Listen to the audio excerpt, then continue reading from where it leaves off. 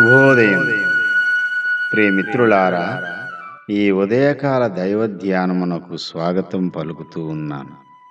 దేవుని పరిశుద్ధ వాక్య భాగములో నుండి 24వ కీర్తన 4వ చరణాన్ని చదువుకుని దేవుని వాక్యాన్ని ధ్యానము చేద్దాం. వ్యర్థమైన దానియందు మనసు పెట్టకయు, కపటముగా ప్రమాణము చేయకయు, నిర్దోషమైన చేతులను శుద్ధమైన హృదయమును కలిగి ఉండువాడే.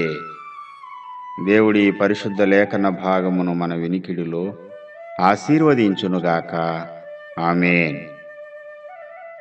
ప్రియమిత్రులారా, దేవుని పరిశుద్ధ పర్వతం మీదకు ఎక్కదగిన వాడెవడు? ఆయన పరిశుద్ధ స్థలములో నివసింపదగిన వాడెవడు అనే ప్రశ్నలు ఈ 3వ చరణంలో కనపడుతూ ఉన్నాయి. 15వ కీర్తనలో కూడా ఇటువంటి ప్రశ్నలే ఉంటాయి. యెహోవా, నీ గుడారములో అతిథిగా ఉండదగిన వాడెవడు? నీ పరిశుద్ధ పర్వతం మీద నివసింపదగిన వాడెవడు? ఆ అత్యున్నతమైన సింహాసనం మీద ఆసీనుడయ్యున్న ఆ పరిశుద్ధ దేవుని యొక్క సింహాసనమున్న పర్వతాన్ని ఎక్కగలిగిన వాడెవడు అని అడుగుతున్నాడు. అంటే ఎవరు పడితే వారు ఎక్కలేరనే కదా? అవునండి. ఒక దేశాన్ని పరిపాలించే అధిపతి యొక్క ఆ భవంతిలోనికి వెళ్ళడానికే ఒక అర్హత ఉండాలి కదా. విశ్వ సామ్రాజ్యాన్ని పరిపాలన చేసే అద్భుతమైన దేవుడు, విశ్వచక్రవర్తి, ఆ అనంతుడైన మహాదేవుని యొక్క సాన్నిధ్యానికి వెళ్ళాలంటే ఎటువంటి అర్హత ఉండాలి? ఉన్నత విద్య, అత్యధిక ధనరాశులుంటేనేనా?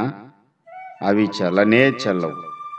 ఈ లోకంలో నువ్వు ఎంత విద్యావంతుడవైనా, విద్యాహీనుడవైనా, ఈ లోకంలో ధనవంతుడవైనా, దరిద్రుడవైనా, ఇవేవి దేవుని పరిశుద్ధ పర్వతానికి నిన్ను యోగ్యునిగాను అయోగ్యునిగాను నిర్ణయించే శక్తి సామర్థ్యాలు వాటికి లేవు. పరిశుద్ధ పర్వతం ఎక్కదగిన వాడెవడు అనే ప్రశ్నకు సమాధానం దొరుకుతుంది లేఖనంలోనే. వ్యర్థమైన దానియందు మనసు పెట్టనివాడు, కపటముగా ప్రమాణము చేయనివాడు అంటూ ఇత్యాది శుభలక్షణాలు పలుకుతున్నాడు పరిశుద్ధాత్మదేవుడు. మొట్టమొదటి మాట మీద మనం దృష్టి పెడదాం. ప్రియమిత్రులారా, వ్యర్థమైన దాని మీద మనసు పెట్టేవాడు ఆ అత్యున్నతమైన పరిశుద్ధ రాజ్యానికి వారసుడు కాజాలడు, కాలేడు. ఏది వ్యర్థము? దేనిని వ్యర్థమైనదిగా నిర్ణయించాలి? దీనికి లేఖనమే చెబుతుంది. ప్రసంగి గ్రంథకర్త చెబుతాడు, 2వ అధ్యాయము 11వ వచనం ఆఖరి భాగంలో, సూర్యుని క్రింద లాభకరమైనది ఏదీ లేనట్టు నాకు కనబడెను అంటాడు. 1వ అధ్యాయం 2వ వచనంలో కూడా వ్యర్థము వ్యర్థము సమస్తము వ్యర్థమే అంటాడు ప్రసంగి గ్రంథకర్త. ప్రియమిత్రులారా, సూర్యుని క్రింద ఈ భూమి మీద మనుషులు పడే ప్రయాసలు, ఈ భూమి మీద వాటి కొరకు వెంపర్లాడే తత్వము, వీటి కొరకు చేసేటువంటి కాయ కష్టము, ప్రయాస, ఇవన్నీ కూడా వ్యర్థము వ్యర్థము వ్యర్థము సమస్తము వ్యర్థమేనని అనుభవ జ్ఞానంతో రాశాడు ఈ ప్రసంగి గ్రంథాన్ని.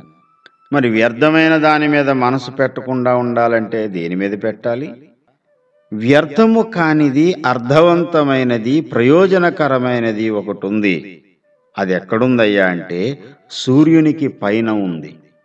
కొలసీ 3:1లో పరిశుద్ధాత్మదేవుడు చెబుతున్న సత్యమిదిగో, మీరు క్రీస్తుతో కూడా లేపబడిన వారైతే పైనున్న వాటినే వెదకుడి, అక్కడ క్రీస్తు దేవుని కుడిపార్శ్వమున కూర్చుండి ఉన్నాడు. పైనున్న వాటి మీదనే గాని భూసంబంధమైన వాటి మీద మనసు పెట్టుకోవద్దు.